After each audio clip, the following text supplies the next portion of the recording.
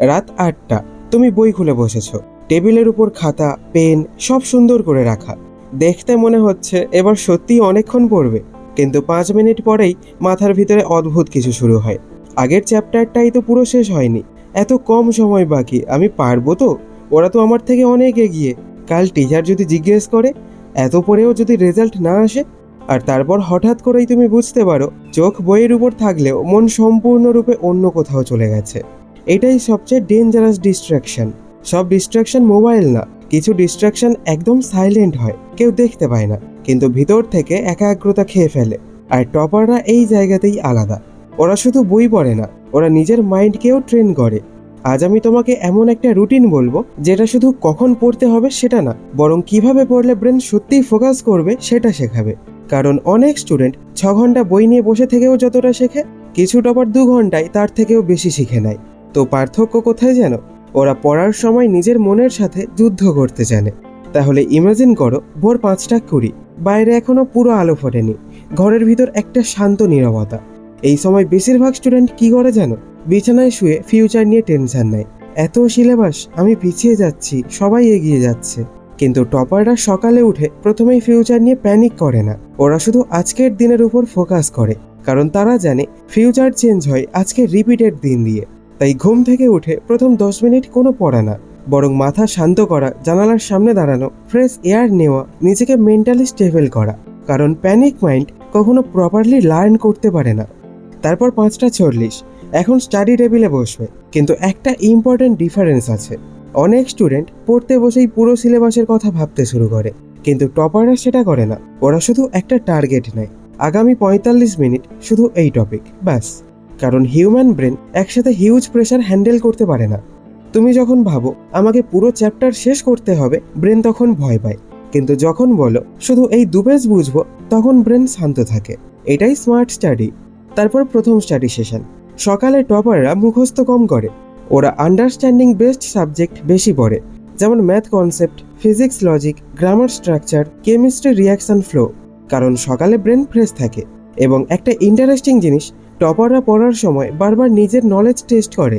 ওরা শুধু পড়ে না, নিজেকে কোয়েশ্চেন করে। আমি কি এটা কাউকে বোঝাতে পারবো? আমি কি এক্সাম্পল দিতে পারবো? আমি কি বই বন্ধ করে এক্সপ্লেন করতে পারবো? কারণ রিয়েল লার্নিং হয় অ্যাক্টিভ রিকলে। তারপর 7টার দিকে ছোট ব্রেক। এই সময় অনেক স্টুডেন্ট একটা মিস্টেক করে, ওরা ব্রেকের সময় গিল্ট ফিল করে। আমি ব্রেক নিচ্ছি, অনেক টাইম নষ্ট হচ্ছে। কিন্তু না, বিশ্রাম শত্রু না, ভুল বিশ্রাম শত্রু। টপাররা গিল্ট ছাড়া বিশ্রাম নেয়, কারণ তারা জানে টায়ার্ড ব্রেন স্লো হয়ে যায়। তাই 10 মিনিট ব্যালকনিতে দাঁড়ানো, গাছপালা দেখা, চুপচাপ বসা, এগুলোও প্রোডাক্টিভ। তারপর রেডি হওয়ার সময় এখন একটা হিডেন ডিস্ট্রাকশন আসে, কম্প্যারিজন। স্কুলের জন্য রেডি হতে হতে হঠাৎ মনে হয় ও তো সবসময় ফার্স্ট হয়, ওর মেমোরি অনেক স্ট্রং, আমি এত অ্যাভারেজ কেন? আর এখানেই অনেক স্টুডেন্ট মেন্টালি উইক হয়ে যায়। কিন্তু টপাররা একটা সত্য বুঝে গেছে, কম্প্যারিজন কনসেন্ট্রেশন ডিস্ট্রয় করে। কারণ কম্পেয়ার করলে ফোকাস বই থেকে সরে গিয়ে মানুষের উপর চলে যায়। তাই তারা নিজের কম্পিটিশন নিজেই হয়।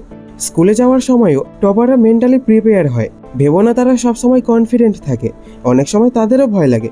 কিন্তু ডিফারেন্স হলো ওরা ভয় নিয়েও কাজ করে। তো এবার 11টায় ক্লাস শুরু, টিচার পড়াচ্ছে। এখন অ্যাভারেজ স্টুডেন্ট কি করে?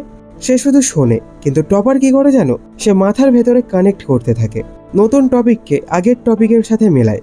কারণ ব্রেন আইসোলেটেড ইনফরমেশন বেশি দিন মনে রাখতে পারে না, কানেক্টেড ইনফরমেশন অনেক ভালো মনে থাকে।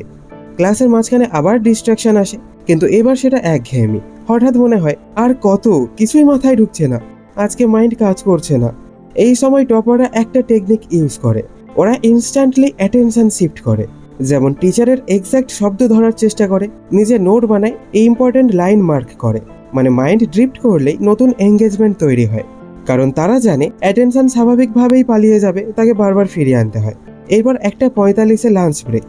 এখন সবাই গল্প করছে, কেউ এক্সাম নিয়ে ভয় পাচ্ছে, কেউ বলছে সিলেবাস শেষ হয়নি, কেউ টিচারকে ব্লেম করছে। এই ধরনের কথাবার্তা নীরবে চাপ বাড়ায়।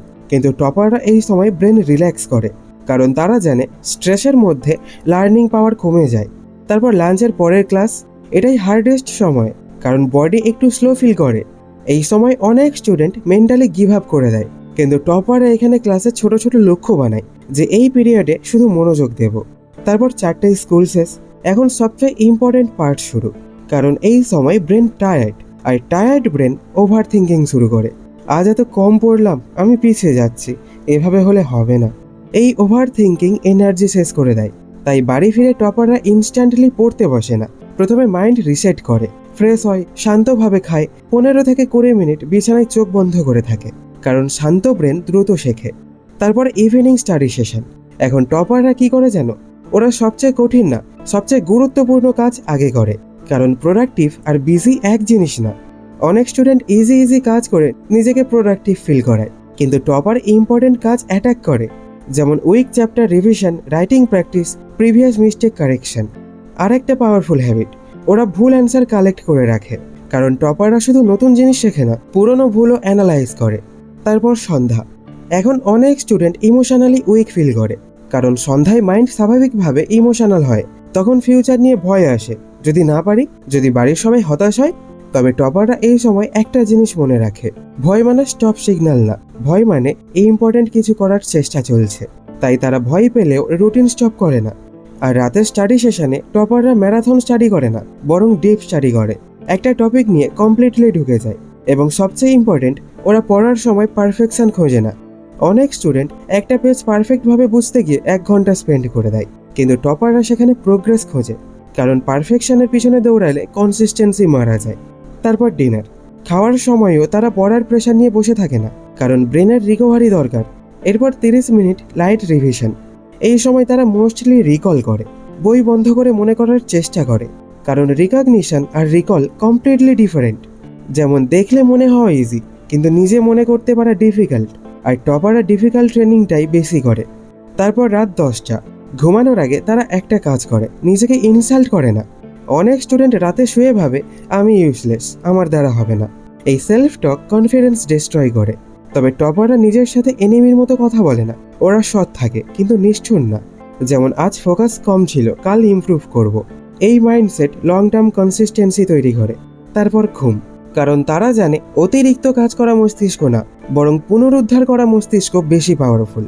এখন একটা কথা খুব ভালো করে বুঝে রাখো, টপাররা ম্যাজিক জানে না, তাদের ব্রেন আলাদা প্ল্যানেট থেকে আসেনি, তারা শুধু একটা স্কিল ডেভেলপ করেছে, নিজের মাইন্ড কন্ট্রোল করার স্কিল।